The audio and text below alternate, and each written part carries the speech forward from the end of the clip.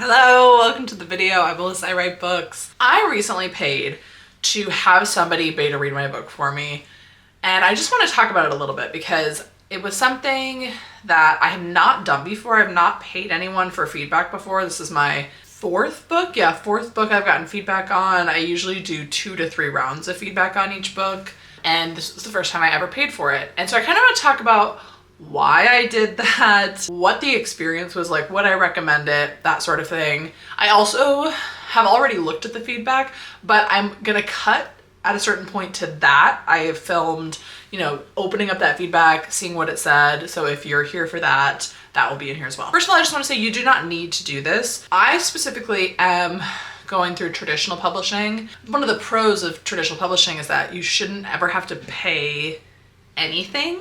If an agent is asking you to pay them, they are a scam. Okay, you absorb none of the cost as the author. You only get paid. An agent won't get paid when you get paid, right? And with self-publishing, you buy the ISBN numbers, you buy the proof copies, all of that stuff. The reason that I decided to go for a paid beta reader this round is because I wanted to make sure I had objective eyes on the book.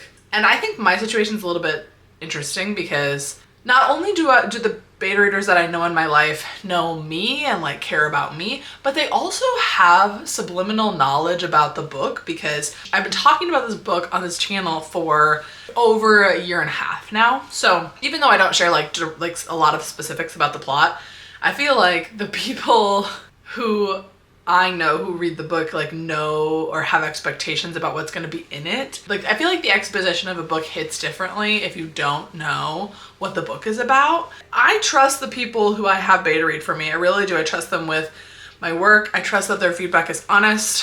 I typically go to certain people for certain things. I know I have some people who I go to for more line edits, and I have some people that I go for to make sure that the plot is cohesive, and I draw on the strengths of my beta readers. So I want you to hear me when I say you do not need to pay for this. There are lots of places that you can get feedback for free.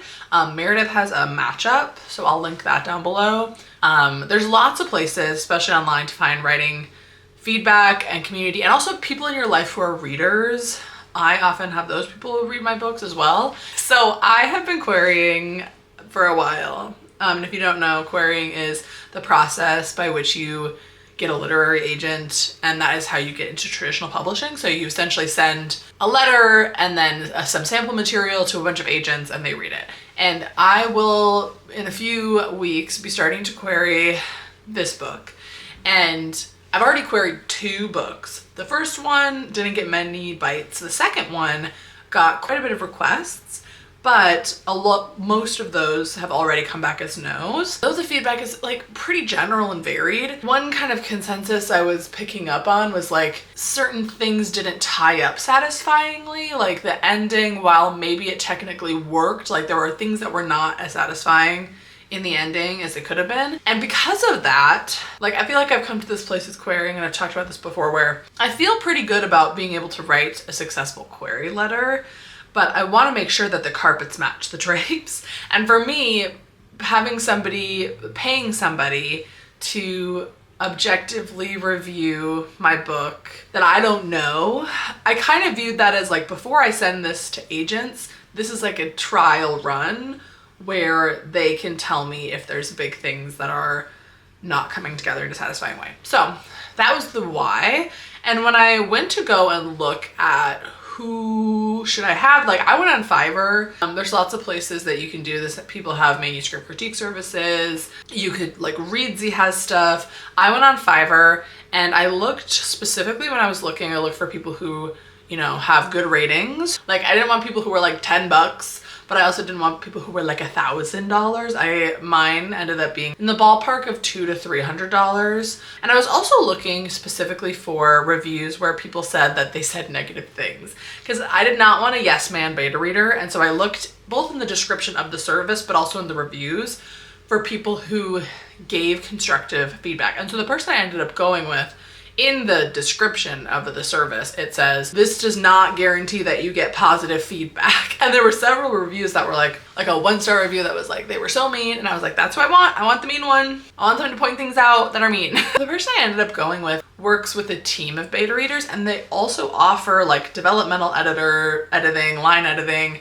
It's like an editing house, and they also offer beta reading. And I thought that that would be a good choice because that means the people there are experienced in dev editing. So if you don't know what the different types of editing are, there's beta reading, which is essentially somebody reading your book and giving their opinions. They're not going to help you solve plot problems. They're not going to line edit your book. They're not going to point out commas that are in the wrong place. They're just going to tell you what their opinion is. Then we have like copy editors and proof editors who are going to like proof the book, but they're not going to give you developmental feedback. And then there's the most expensive is a developmental edit, which usually range from like $1,000 to $3,000, where they give you their feedback, but they really tell you, here's everything that's wrong with the book and here's things that we can do to fix it. And they usually will work with you to fix problems, and they'll do that for like every scene and every paragraph, right? And then there's also line editing, which is what it sounds like. This person will line edit, and I think they typically give some feedback as well. I did not want to pay for a developmental edit because that is way too much money in my opinion. I understand, I think it's like a really valuable service, especially if you are self-publishing and like won't have an agent and an editor to go through that kind of developmental feedback. But I'm really of the opinion that you should not have to pay $1,000 to get your book to be at a point where it can get an agent. I liked that this beta reader worked at a place that did all of those things so that they have the mindset of thinking of all the things that I would want to focus on. I went with this person. They were very nice, very flexible. The timeline, it took about 2 weeks from when I gave them the manuscript for me to get the feedback returned. It was like 3 pages of feedback, and I'll show you what that looked like. I thought it was very worth it because I didn't need somebody to tell me how to fix the problems. I just need, like, the book I sent, I knew that there were like line and grammar issues in certain points, and the book that I sent was solid. Like I could have, like if an agent for some reason had called me up and been like, Alyssa, send us your newest book, I would have sent that draft. That's where it was in my head. And I knew that there was probably going to be feedback. I also gave it to a few other people in that round as well. So I was very open to there being feedback, but I couldn't see any plot problems when I sent it. They pointed out things, and they also like summarized what happened in the book, which I thought was helpful because then it's an indicator to me that like they're understanding it the right way, because maybe somebody read it and they thought they understood it, but they didn't get the right things out of it. Right now I'm getting a lot of not opposing feedback. Certain people are understanding some things and not other things, whereas other people are understanding the things that the other person didn't understand, but not. So I do have places to clarify and add in more explanation and more like a little bit more foreshadowing so that things come together a little bit cleaner. But nobody had anything that was like, this doesn't make sense, it's a glaring problem. It was a lot of, I'm pretty sure it made sense, but it was a little unclear. And it all made sense to me. Like I knew, like they would ask a question and I knew the answer to it. So I just need to put it just a little bit more on the page, just a little bit. I really want to not blow it. If you know what I mean. Like if this query letter works, I don't want my manuscript to have any holes. I want it to be airtight. I don't want it to be like 95% great. No, I want it to be as good as I could do it. And for me, this round, that meant having somebody I didn't know read it and review it. And I do think that the feedback I got was worth the price. It's difficult to say though, for other like independent people who just like beta read on Fiverr by themselves, like how much feedback they would really give. I've seen mixed reviews and mixed experiences. I would really make sure you think about, have you run it through other beta readers that are free first? And you know, oftentimes you'll beta read for them too. And then also making sure that you look for reviews so that you are getting what you need from the service. It's been about 2 weeks. They said it was coming tomorrow, but it came today. The attitude I have going in is very bad. So I hope you're excited about that. No, it's not bad. It's just, this is a very late draft that I'm sending. Like in another world and with another book, this would have been a query. But I'm very nervous that there's gonna be some sort of plot twist or plot hole I don't know what the plot twist would be that I wouldn't know about. Some sort of plot hole or character issue, like some sort of issue that I'm not seeing, which obviously is the reason I'm getting feedback. That's the reason I'm getting it, but this was a gut check read, and so I'm very nervous to see what they say. But also, I think it's important before going into feedback to know, like, this is just one person's opinion, but also I am paying for this opinion, so I should listen to it.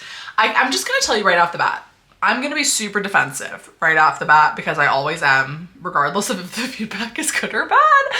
The first stage of receiving feedback is defensiveness. And it's like arguing against every piece. Like, no, you don't understand me. Why do I feel like I'm gonna puke? Okay. I know from other reviews that, sorry, I keep looking. I know from other reviews that they leave pretty extensive feedback, but they're not gonna help you solve the problems, they're just gonna point them out, which is what I want. I just need to open it. Okay,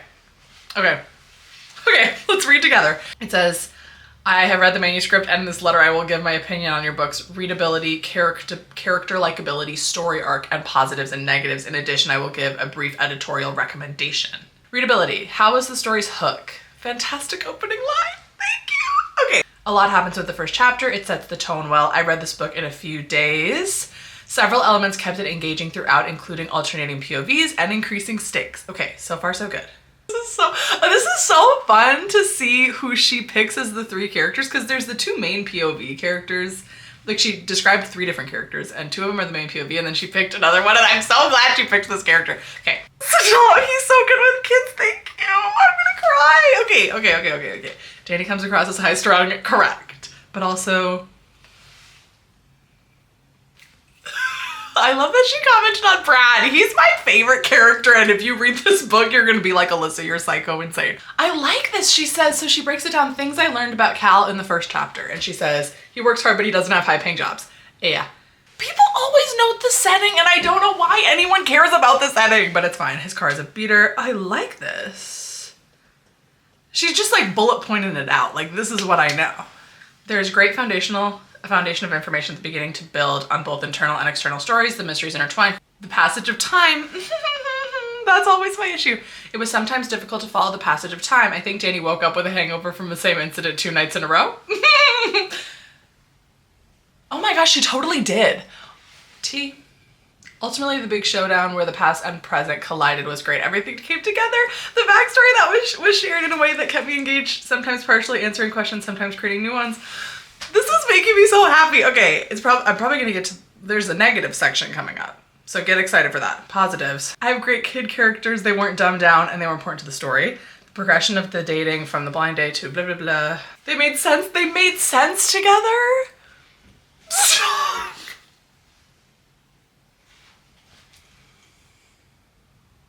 Then she's pointing out lines that she liked. Oh, and you know what? You're right. Okay, comment down below, do you care about setting? Because I don't care about setting. I don't care. That's so bad. Okay, but see, welcome to the defensiveness. So, oh, there's a lot of negatives. Not a lot. The setting is not very fleshed out. We have indication that it's set in current time, but that's not until chapter 8 is crazy, actually. Like, she's out here thinking we're in like a historical time. They're listening to CDs? Are they listening to CDs? They are listening to CDs. That is a good point. I just like a CD. I listen to CDs. Okay. Oh, this is T. I understand your reasons for why he didn't tell her this, but I don't understand his reasons. It makes sense that he pushed. Honestly, you're right. But then I need to talk this one through with somebody, because this has been a point, this little sentence that has been the point of contention for a lot of people. And I've changed it to try to make it work. It's a decision where I have a reveal happen in one POV, but I think it needs to happen in a different one, but it doesn't make sense. But then the person whose POV it happens in, they still need to learn that. And so then they still need to be shocked by it. I love that the questions are, where are we? What time is it? How old are these people? But their childhoods inform everything between Cal and Danny made sense to me. Their childhood, but didn't make sense to me. That's a problem. This is a good question. I've also asked this question and tried to fix it with a band-aid. And I think I need to fix it with more of a band-aid, like 2 band-aids. And I think I can fix it, Alyssa, if you're watching this. I think I can fix it by just... I haven't read all the questions, but questions she has are very logistical questions. But those are things I cut because I'm like, nobody cares how old these people are. They probably do. How old are they? I assume late 20s, correct. How far is Danny into her training? It's so funny because it's always like none of this is a surprise yet.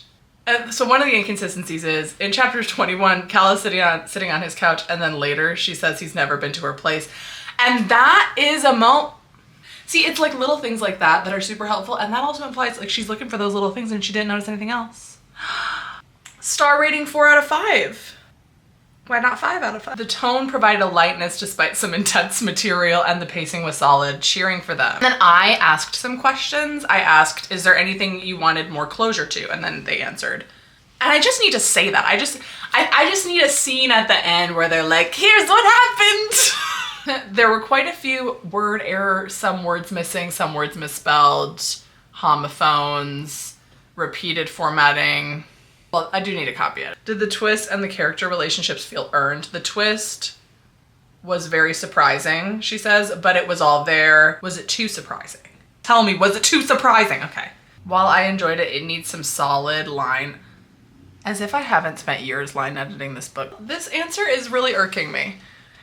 Because I say, in your opinion, how close to it is being query letter, blah, blah, blah. And she says, while I enjoyed it, it needs some solid line and copy editing. Well, I'm for sure gonna copy edit it. Does that mean it's done though? Okay, but let's all breathe together. Because no plot holes. There are things I need to, you know? A little bit of that. Okay, so that was stage 1, which is called defensiveness / elation and fear. It was like a roller coaster of emotions, okay? The next step is to read it again and like think about what do I need? What are my action items from that? Or to read it through again and like identify what things do I want to keep. I'm so happy that there was nothing crazy in that. There is a few, that one thing, listen, everybody has a problem with that, or 2 people I guess have. I also have it with 2 other readers, so I'm interested to see if they have a similar problem with it. I want to like have a conversation with this woman. That's what I really love about beta readers that I know, is that I can just like call them up and be like, hey, that was my experience doing a paid beta read. Let me know what questions you guys had about that kind of process, what that looked like, if I have any regrets. I don't know. I'll see you so soon. Okay, bye. Actually, no. Comment down below a word that starts with the letter B. Have fun. Bye.